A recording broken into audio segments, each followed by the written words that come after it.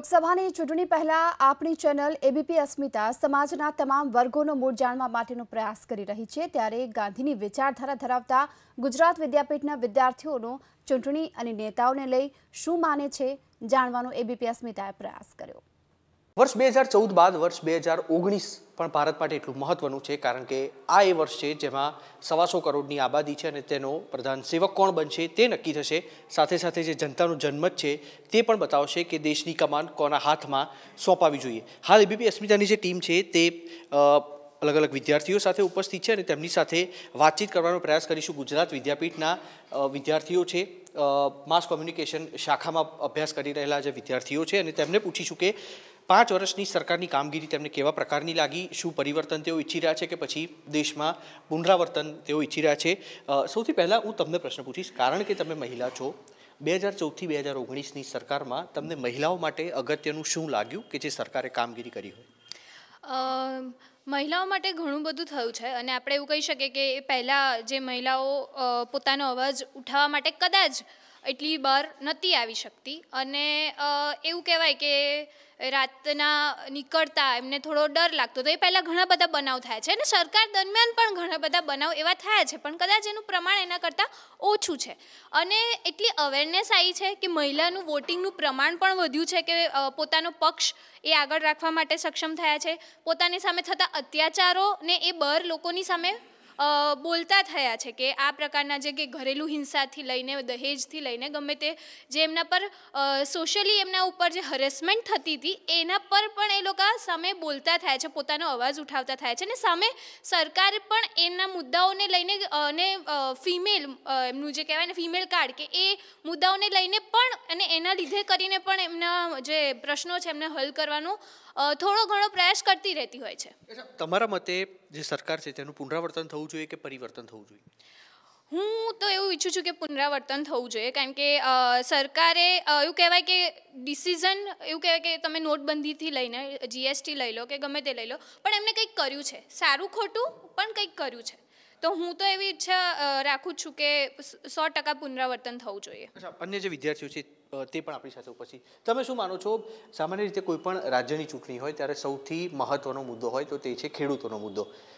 પાક વીમો લઈ લો, પાણીની સમસ્યા લઈ લો, ખેડૂતોની આત્મહત્યાની સમસ્યા લઈ લો, શું લાગે છે ખેડૂતો માટે આ સરકાર સફળ નીવડી કે નિષ્ફળ? હું તો માનું છું અત્યારે 5 વર્ષ દરમિયાન મોદીએ ઘણા બધા સારા કામ કર્યા છે, પણ ખેડૂતો પ્રત્યે એમનું ધ્યાન છે તે ઓછું રહ્યું છે મને એમ લાગે છે। જેમ કે આપણને દેખ્યા છે આ ટામેટા બટાકા રસ્તાઓ પર નાખે તેથી આપણે જોઈ શકીએ। તો હું ઈચ્છું છું મોદી સરકાર પછી આગળ પણ આવે જ, પણ આવે પછી છે ને એમનું ધ્યાન ખેડૂતો પ્રત્યે રહે, હું એવું ઈચ્છું છું। અન્ય જે વિદ્યાર્થીઓ છે, તમે શું માની રહ્યા છો? 5 વર્ષની સરકારની કામગીરીથી તમે સંતુષ્ટ છો? હું તો સંતુષ્ટ છું, પણ જે મોદી સરકાર જે 5 વર્ષમાં આપણે નોટબંધીનું લાવ્યું હતું તો એમાં નોટબંધીમાં એવું હતું કે કેટલા પણ લોકો લાઇનમાં ઊભા રહીને અમુક માણસો મરી પણ ગયા હતા। તો એ જે મુદ્દો છે તો એનું જવાબદાર કોણ છે? અન્ય જે મોટા લોકો હતા તે બેનામી વ્યવહાર રહીને ભાગી પણ ગયા, તે લાગે છે કે એ પણ અસર કરશે? મધ્યમ વર્ગ માટે સૌથી મોટો એક ફટકાર હતો આ મોદી સરકારનો। જેમ કે જે 2 નંબરની જે ઇન્કમ હતી, જે બ્લેકમેલ કે જે પણ હતું તો એમનું કાળું નાનું હતું એ મોદી સરકારે આમ બહાર નીકાળી દીધું છે એવું કહેવામાં આવે છે। બિલકુલ, તમે શું માનો છો? કારણ કે તમે મહિલા છો, પ્રિયંકા ગાંધીની હવે સત્તાવાર રીતે કોંગ્રેસમાં એન્ટ્રી થઈ ચૂકી છે, તમને લાગે છે કે કોંગ્રેસને આનાથી કોઈ ફરક પડશે? કારણ કે અત્યાર સુધી રાહુલ ગાંધી, મનમોહન સિંહ, સોનિયા ગાંધી તમામ પ્રયાસો કરી રહ્યા હતા, પ્રિયંકા ગાંધીની એક એન્ટ્રીથી તમને લાગે છે કોંગ્રેસ ઉપર આવશે? મને નહીં લાગતું કે પ્રિયંકા ગાંધીની એન્ટ્રીથી કંઈ રાહુલ ગાંધીને ફાયદો થશે, કેમ કે મોદી એકલો જ કાફી છે। આની પૂરી ફેમિલી આવી જાય ને તો બી એ લોકોથી કંઈ થઈ શકવાનું નથી। મારા મત પ્રમાણે Modi is the best. Okay, તમે શું માની રહ્યા છો? ગુજરાત જે છે સમગ્ર દેશ છે તેમાં ખરેખર વિકાસની રાજનીતિ છે તે હંમેશા નરેન્દ્ર મોદી પણ કહેતા આવ્યા છે, તમને લાગે છે કે ખરેખર વિકાસ થયો છે અને આ સરકારનું પુનરાવર્તન થવું જોઈએ? હા, કેમ કે જે કામ કોંગ્રેસે 60 વર્ષમાં નથી કર્યું એ મોદી સરકારે 5 વર્ષમાં કરીને બતાવ્યું છે।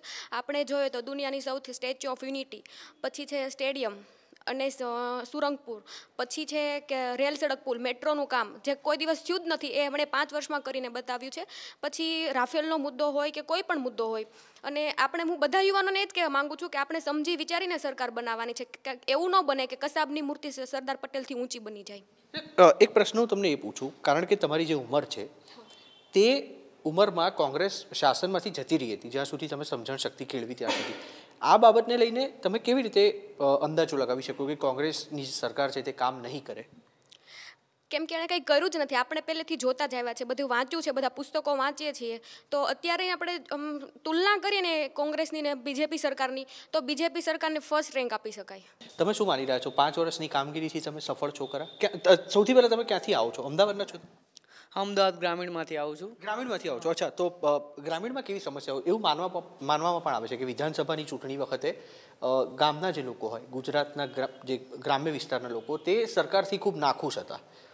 તમને લાગે છે કે ગુજરાત સરકાર જે છે તે ગ્રામ્ય વિસ્તારમાં ઓછું કામ કરે છે? હા, આમાં હું તો બેઝિકલી નળ સરોવરવાળો જે વિસ્તાર છે ગુજરાતનું મોટામાં મોટું આમ તો નળ સરોવર કહી શકાય, તો ત્યાં અત્યારે તમે જઈને જુઓ ને સ્થિતિ, તો સાવ સૂકું ભટ્ટ છે. યાયાવર પક્ષીઓ માટે જાણીતું આ સરોવર, એમાં થોડું પણ પાણી નથી. હમણાં એવી વાત મળી હતી કે થોડું પાણી નાખ્યું, પણ જે લોકો સરોવર સાથે જે જોડાયેલા છે એમની રોજગારી એમાંથી મળે. ત્યાં જઈને તમે જુઓ તો બધા હોડકાઓ ઊંધા પડ્યા છે. અને બીજી વાત કે જે પંથક હું બાવળા તાલુકામાં આવું છું, બાવળા અને સાણંદમાં તો આમ તો એક જ MLA છે. તો એ પંથકમાં પાછું જે ઢોર ઢાંખરનું કામ કરવાવાળા હોય, ખેતીનું કામ કરવાવાળા હોય, બરાબર, તો એ લોકો છે એમને ઘાસચારાની મોટી તંગી અત્યારે સર્જાઈ રહી છે. કારણ કે ચોમાસું આ વખતે નબળું છે. હવે શિયાળો કાઢ્યો, ચોમાસું કાઢ્યું, તો ઉનાળાનું શું કરવાનું? તો એ પણ વિચારવું જોઈએ કે ઘાસચારા માટે મદદ કરવી જોઈએ સરકારે. અને ખાસ કરીને મોદી સરકારે ખેડૂતો ઉપરને જે એ લોકો છે ને ગામડાના, એમના ઉપર ઓછું ધ્યાન આપ્યું. હું એવું માનું છું કે સરકાર બદલાવી જોઈએ. જો એક પછી એક એવી રીતે બદલાય ને તો એ લોકોને એમ ખબર પડે કે આ પ્રકારે આપણે કામ કરી શકાય. રાજસ્થાનમાં જેવી પરિસ્થિતિ છે તેવા પ્રકારની થવી જોઈએ. દર 5 વર્ષે સરકાર બદલાવી જોઈએ. હા, બદલાવી જોઈએ. તમે ક્યાંથી છો? હું ભાવનગરથી છું. ભાવનગરથી છો. શું માની રહ્યા છો? સૌરાષ્ટ્રની વાત કરીએ તો સૌરાષ્ટ્રની જનતા માટે ગુજરાત સરકારે ખાસ કોઈ કામ કર્યું છે ખરું? કેન્દ્ર સરકાર અને રાજ્ય સરકાર બંને? જ્યારે ગુજરાતમાં ભાજપની સરકાર હતી ત્યારે મોટા ભાગે અમદાવાદ ઉપર અને મેટ્રો સિટી ઉપર જ ફોકસ થયું છે. પણ મેં એક વસ્તુ જોઈ છે કે લગભગ મોદી સરકાર જ્યારે આપણે દિલ્હીમાં ચૂંટાઈને આવી ત્યારથી એને લગભગ સૌરાષ્ટ્ર ઉપર પણ ધ્યાન આપવાનું ખૂબ જ શરૂ કર્યું છે અને ઘણા બધા કામો કર્યા છે. અને જ્યારથી આ વિધાનસભાની હમણાં ચૂંટણી ગઈ ત્યારથી એને ખૂબ ફોકસ કરી લીધું છે. તમારું શું માનવું છે? તમે ક્યાંથી આવો છો? મેં દક્ષિણ ગુજરાતથી આવું છું, એટલે કે ગુજરાત અને મહારાષ્ટ્રના બોર્ડર પરથી. મારું માનવાનું એવું છે કે આપણે કોંગ્રેસનું પક્ષ હતું, એટલે 1947 આઝાદી પછીનું. આઝાદી પછી તો 2001 સુધી જ્યારે આ મોદી સરકાર આવી ત્યાં સુધી મેં જોઈ શકું છું કે કોઈ જ એવો વિકાસ નથી થયો. કેમ કે મેં મારી આંખે જોયું છે કે રસ્તાઓ સારા નહીં હતા. પછી હોમ લોન આપે ને પેલા ગામડાઓમાં, એ નહીં આપતા હતા. પણ જ્યારથી 2001થી જ્યારે મોદી સરકાર આવી ત્યારથી આપણે જોઈ શકીએ છીએ કે ગુજરાતમાં જે વિકાસ થયેલો છે, જે કોઈ રસ્તાઓનું કામ, તો મેં મહારાષ્ટ્ર બોર્ડરથી છું તો મને ખબર પડી જાય કે જો મહારાષ્ટ્રની જે બોર્ડર લાઇન ચાલુ થાય ને એ ખબર પડી જાય કે આ જે રસ્તો સારો હોય એ ગુજરાત અને જે રસ્તો ખરાબ હોય એ મહારાષ્ટ્ર. એટલે મારું માનવાનું એવું છે કે અમારા બાજુ રસ્તાઓ કે જે હોમ લોન આપી છે એનાથી સહેમત છું. અને આ બાજુ જોઈએ તો આ બાજુ કચ્છમાં એક નર્મદાનું પાણી લઈ ગયા, એ બહુ મોટી વાત છે. પછી પવનચક્કીઓ ઊભી કરી એ મોટી વાત છે. પછી એની જ્યારે વડાપ્રધાન બન્યા ત્યારે એમણે નોટબંધી કરી, GST લાગુ પાડ્યું. તો આપણે કોઈ બી કામ કરીએ તો એ 2-3 વર્ષમાં શક્ય નહીં કે સારું પરિણામ આવી શકે. નોટબંધી GST તેમણે કરી તો તેમનાથી તમને લાગે છે કે આનાથી દેશને લાંબા ગાળે ફરક પડશે? હા, એવું મારું માનવાનું છે. કેમ કે કોઈને આપણે 2 વર્ષમાં કે 3 વર્ષમાં પારખી નહીં શકીએ. તો મારું માનવાનું એવું છે કે આપણે એને બીજો ચાન્સ આપવો પડશે. 5 વર્ષ બીજા આપવા પડશે પ્રધાનમંત્રી તરીકે. તમારું શું માનવું છે? તમે ક્યાંથી છો? હું કેવડિયા કોલોની, દક્ષિણ Gujarat. Kevadia colony statue of unity ઊભું કરવામાં આવ્યું છે. શું લાગી રહ્યું છે? રોજગારીની તકોની વાત કરીએ, કારણ કે એવા દાવા રાજ્ય સરકાર કરી રહી છે, ગુજરાત સરકાર, કે કેવડિયા કોલોનીમાં સ્ટેચ્યુ ઓફ યુનિટી ઊભું કરવામાં આવ્યું, રોજગારીની તકો વધી, પર્યટક સ્થળ તરીકે પણ ત્યાં આગળ વિકાસ થયો. તમને શું લાગી રહ્યું છે? મને એવું લાગી રહ્યું છે કે ત્યાં જે ગામના સ્થાનિક આજુબાજુના ગામડાના લોકો છે એમને રોજગારી નથી જ મળતી. કેમ કે જે દિવસે 31 ઓક્ટોબરના દિવસે જ્યારે ઉદ્ઘાટન કરવામાં આવ્યું હતું લોકાર્પણ, ત્યારે એમણે ભાષણમાં એવું કીધું હતું કે ત્યાંના સ્થાનિક લોકોને રોજગારી મળશે, પણ ત્યાંના બીજા જ દિવસે 200 કર્મચારીઓને ત્યાંથી કાઢી મૂકવામાં આવ્યા હતા. અને ત્યાર પછી ઘણો બધો વિરોધ થયો અને આજુબાજુના ગામડાના લોકોની જે જમીન સંપાદન કરવામાં આવે છે એ જમીન સંપાદન તો કરી છે, પણ એમને બીજી જગ્યા પર જમીન આપવામાં આવી પણ નથી અને અત્યાર સુધી આંદોલન ચાલુ જ છે. તમે શું માનો છો, રાહુલ ગાંધીને દેશની કમાન સોંપવામાં આવે તો તે સફળ થાય કે નિષ્ફળ? કારણ કે કોંગ્રેસના અધ્યક્ષ બન્યા પછી જે ચૂંટણી થઈ તેમાં 3 રાજ્યોમાં કોંગ્રેસની સરકાર બની છે. આમાં રાહુલ ગાંધી એવું છે કે અત્યાર સુધી તો માહોલ તો સારો જ છે, કારણ કે પ્રિયંકા ગાંધીને ઉત્તર પ્રદેશમાં ઉતારવામાં આવ્યા છે અને પ્રિયંકા ગાંધીની એન્ટ્રીની સાથે છે કે જબરદસ્ત કોંગ્રેસની અંદર સત્તા પલટો આવ્યો છે અને જે કોંગ્રેસની અંદર જે બધા નેતાઓ છે એમની અંદર એક ઉત્સાહની નવી લાગણી પ્રસરી છે અને બધાને કોંગ્રેસના જેટલા નેતાઓ છે, પક્ષકારો છે, એમને એવું લાગી રહ્યું છે કે હવે કંઈક થશે અને પ્રિયંકા ગાંધી જો આવશે તો કંઈક સારું પરિવર્તન થશે એવી બધાને લોકોની અપેક્ષા તો છે જ.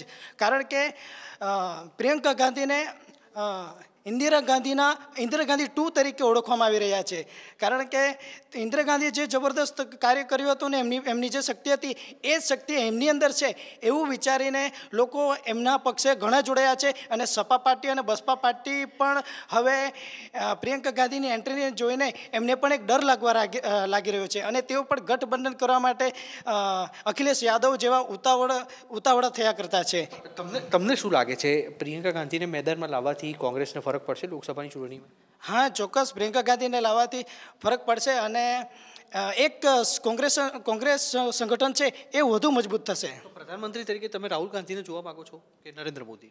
ના, રાહુલ ગાંધી હોય કે નરેન્દ્ર મોદી હોય, પરંતુ દેશનો વિકાસ થવો જોઈએ એ મહત્વની વાત છે. તમારું શું માનવું છે 5 વર્ષની સરકારની કામગીરી, નોટબંધી, જીએસટી, રાફેલ, રામ મંદિર, અયોધ્યા, તમામ જે મુદ્દાઓ છે, રામ મંદિર તમને લાગે છે આ ભાજપની સરકાર બનાવી દેશે? ના, નહીં બનાવે. એ છે રામ મંદિર છે ને ક્યારેય નહીં બને. હું છે ને તમને અત્યારે કહું તો હું કાગળ ઉપર લખીને આપી શકું છું, કારણ કે રામ મંદિર જો બની જાય તો પછી લોકોની પાસે ચૂંટણી માટે બીજો મુદ્દો કયો બાકી રહે જેની ઉપર એ લોકો ચૂંટણી લડી શકે? સીધી વસ્તુ એ છે. તો રામ મંદિર જ્યાં સુધી ભારતમાં ચૂંટણી ચાલતી રહેશે ને ત્યાં સુધી રામ મંદિર તો બનવાનું છે જ નહીં. રાફેલ મુદ્દે મતલબ કે આપણી પાસે હાલ છે, ઠીક છે, હિન્દુસ્તાન એરોનોટિકલ લિમિટેડ, તો તમે એને ઉપરલાની જગ્યાએ કોઈ પ્રાઇવેટ કંપનીને શા માટે રાફેલનું મતલબ કે આપી રહ્યા છો? જ્યારે વાત થઈ Rahul Gandhi London school of ઇકોનોમિક્સની અંદર એક ઇન્ટરવ્યૂ ચાલતો હતો રાહુલ ગાંધીનો, ત્યારે એમને વાત કરી કે જે ઓરિજિનલ પ્રાઇસ હતી એ 562 કરોડની સમથિંગ હતી, જ્યારે અત્યારે જે રાફેલની જે પ્રાઇસ ગણવામાં આવે છે 1500 કરોડની ઉપર પહોંચી ગઈ, એટલે 3 ગણી આખી પ્રાઇસ થઈ ગઈ અને એ બી તમે એક પ્રાઇવેટ કંપનીને આપીને કહો છો, તો મતલબ કે વસ્તુ તો ખોટી જ છે ને. તમે પોતાની હિન્દુસ્તાન એરોનોટિકલ્સ લિમિટેડ પાસે આ વસ્તુ બનાવતા નથી, એક પ્રાઇવેટ કંપનીને આપો છો, તો મતલબ કે તમે ભારતની પ્રજા માટે તમે દેશના માટે શાસન કરી રહ્યા છો કે પછી એક પ્રાઇવેટ કંપનીના તમે ભાગીદાર છો? એવું પણ એક આક્ષેપ કરવામાં આવે છે, કારણ કે તમે જે રીતે વાત કરી, તમને બીજું એક ઉદાહરણ આપણે જીઓની જે યુનિવર્સિટી છે એનો છે, હજુ યુનિવર્સિટી બની પણ નથી અને તમે એને પ્રોમિનન્ટનું એક થપ્પો એની પર લગાડી દો છો, એ વસ્તુ બી તો ખોટી જ છે ને. હું તમને એક સવાલ એ પણ પૂછું કે જે અન્ય વિપક્ષ છે તે નરેન્દ્ર મોદીની સરકારને જુમલાવાળી સરકાર કહે છે, તો તમે જે રીતે વાત કરી, તમને લાગે છે કે આ સરકાર ખરેખર જુમલાબાજી કરી રહી છે? જુમલાબાજી કરી રહી છે ને. મતલબ કે નોટબંધીની વાત કરી, બધા એમણે જ્યારે નોટબંધી થઈ ત્યારે કે બહુ ફાયદો થશે, કાળું નાણું હશે, બધું પાછું આવી જશે. કેટલું આવ્યું? તમે પુનરાવર્તન ઈચ્છો છો કે પરિવર્તન? હું પરિવર્તન ઈચ્છું છું. પરિવર્તન જેટલું હોય એટલું સારું, કારણ કે પુનરાવર્તન થાય તો મતલબ કે પુનરાવર્તન છે ને જડતા લાવે છે, જ્યારે પરિવર્તન હોય ને તો એ મતલબ કે પ્રમાણમાં સારું કામ કરે છે. જો તમારું પરિવર્તન થતું રહે તો મતલબ કે દરેક જે પાર્ટી છે દર વખતે એવું જ છે કે ચલો આપણે કંઈક તો કામ કરીએ, જરા પણ કામ ના કરીએ એની જગ્યાએ કંઈક તો કામ કરીએ જેથી લોકો આપણને ચૂંટે. એના માટે પરિવર્તન ખૂબ જ જરૂરી છે. તો ગુજરાત વિદ્યાપીઠના માસકોમ શાખાના જે વિદ્યાર્થીઓ છે તેમનો મૂળ જાણવાનો પ્રયાસ કર્યો. કુલ મળીને જોઈએ તો બહુમતી એ તરફ જોવા મળી રહી છે કે જે વિદ્યાર્થીઓ છે તે પ્રધાનમંત્રી તરીકે નરેન્દ્ર મોદીને જોવા માગે છે, તો અન્ય જે વિદ્યાર્થીઓ છે તેમનું માનવું છે કે ખરેખર જે જુમલાવાળી સરકારનું જે એક બિરુદ આપવામાં આવ્યું છે તે મહદઅંશે સાચું પણ છે. જે કેવડિયા કોલોની ખાતે સ્ટેચ્યુ ઓફ યુનિટી ઊભી કરવામાં આવી, રોજગારી આપવાની વાત હતી, પરંતુ તેમાં પણ ગુજરાતની સરકાર નિષ્ફળ નીવડી છે અને આગામી જે દિવસો છે તેમાં ખરેખર દેશની કમાન કોના હાથમાં જાય છે તે જોવું રહેશે. કેમેરામેન પિયુષ લેવા સાથે કુશાંક સોની, એબીપી અસ્મિતા, અમદાવાદ. તો હતા અત્યાર સુધીના મહત્વના સમાચારો અને સમાચાર માટે આપ જોતા રહો એબીપી અસ્મિતા, ગુજરાતની અસ્મિતા.